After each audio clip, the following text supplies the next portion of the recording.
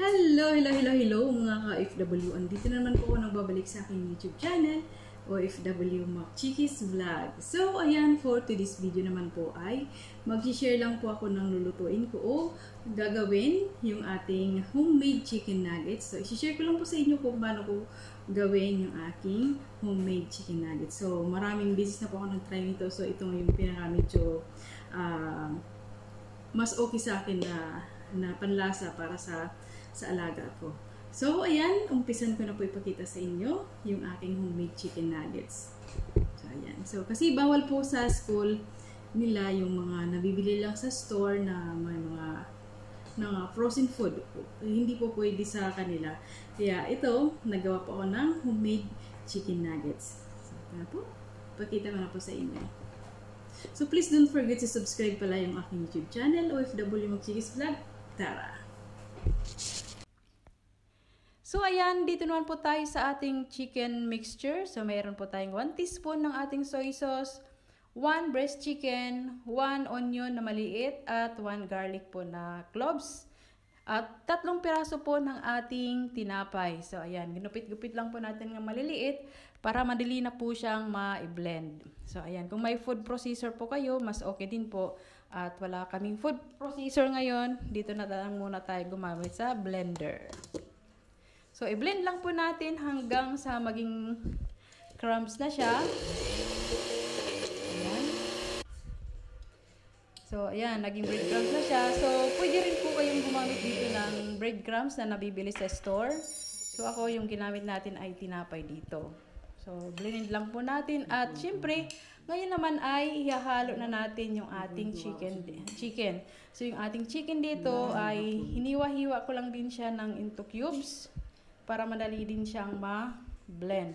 So, ayan, inilagay na natin yung ating onion, soy sauce, at ang ating garlic, at ang ating chicken. Blend ulit natin hanggang sa ma-blend na po lahat yung ating ingredients. Ayan.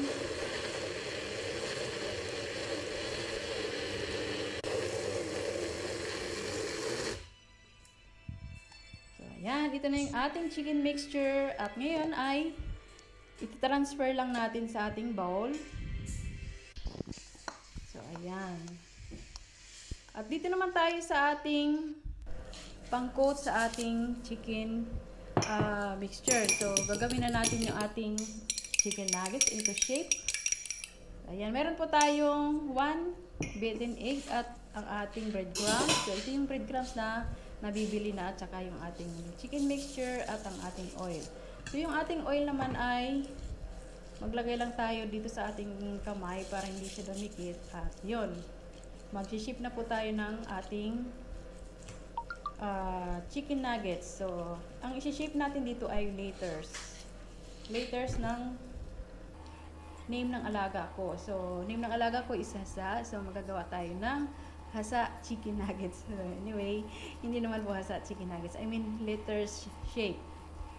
Ayan, may letter H, A, Z, Z, A. So, yan ang name ng halaga ko, Hasa. So, yan ang ating gagawin. Ayan, letter H. So, wala po tayong cutter. Mano-mano po natin gagawin ang ating chicken nuggets. So, ayan, dyan na tayo sa letter H. Ngayon naman ay gagawa tayo ng letter A or letter Z. Letter C yung natin nagawa dito. Mayaman na yung letter A. Ayan, idip lang natin sa egg at sa ating breadcrumbs. So, isi-shape naman ulit natin.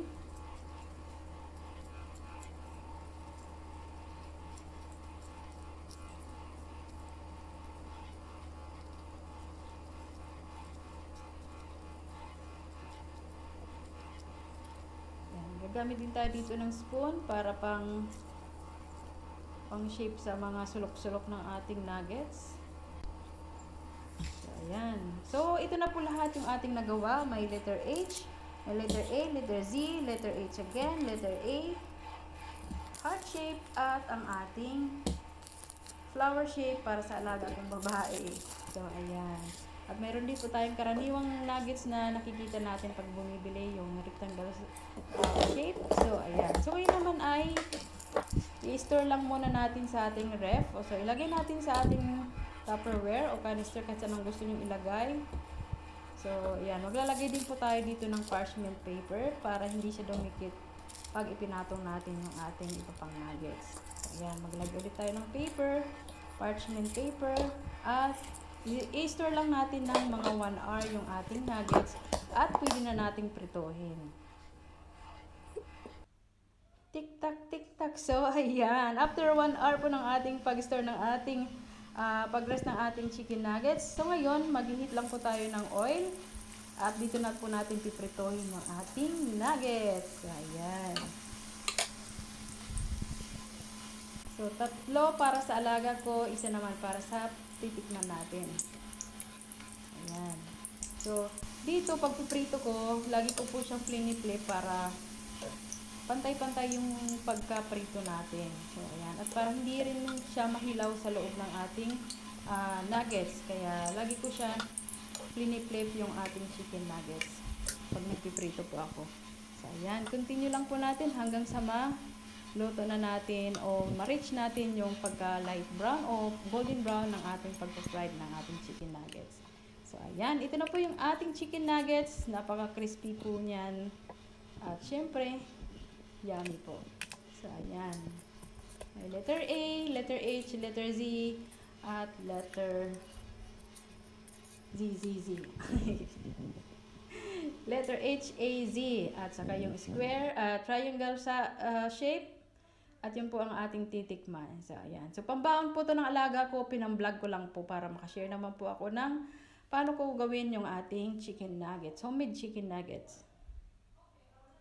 Ayan, ito na po yung ating chicken nuggets. Tikiman na po. So, ayan, ito na po yung ating nuggets, homemade nuggets. So, ipapakita ko po sa inyo. So, ayan. So, ayan siya. So, ngayon titikman po natin yung ating chicken nuggets. Homemade chicken nuggets. Ayan, sausawan natin.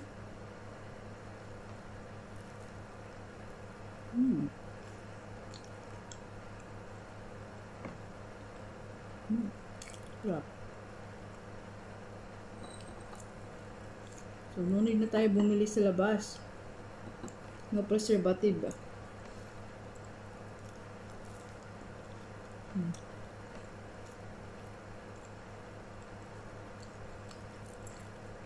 Sarap.